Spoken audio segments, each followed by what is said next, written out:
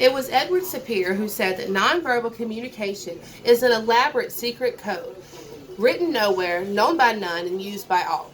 Today, we will be talking about Canada and their nonverbal communication and how it affects the culture. We will discuss things such as eye contact, gestures, self presentation, intensity, and space. In the book Kiss, Bow, or Shake Hands, Terry Morrison talks about how there are two main languages in Canada. There's the English speaking, who takes up about 60%, and the French speaking, who take up about 23%. It is said that the English speaking are more polite and well mannered, and that the French speaking are more rude and aggressive. First, today we'll talk about kinesics, which is defined as the study of the way in which certain body movements and gestures form as nonverbal communication. In Canada, it's considered rude to stare, but making proper eye contact is important when getting to know someone or building trust. In Canada, there are certain gestures that we also use here in the United States, such as the OK sign and the thumbs up.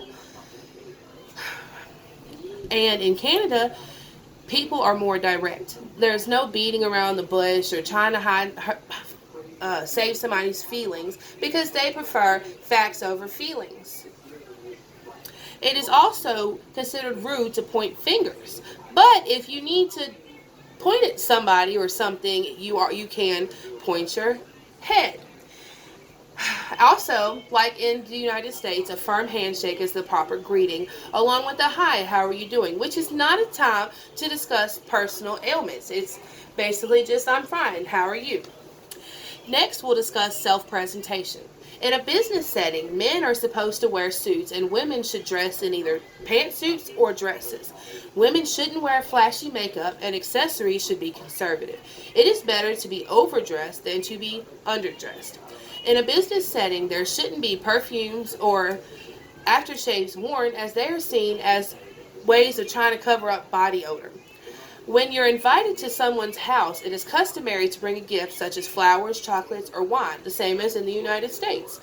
In a business setting, it is customary to bring a gift from your home country, however. Another nonverbal cultural aspect of Canada is individualism. It's normal for the kids to speak to their teachers and people in a position of power as they would their friends. There are a few things that are considered taboo in Canada. Like, you can't talk about politics or religion in almost any setting because they're considered private matters. And sexually explicit conversations can even be considered illegal. They believe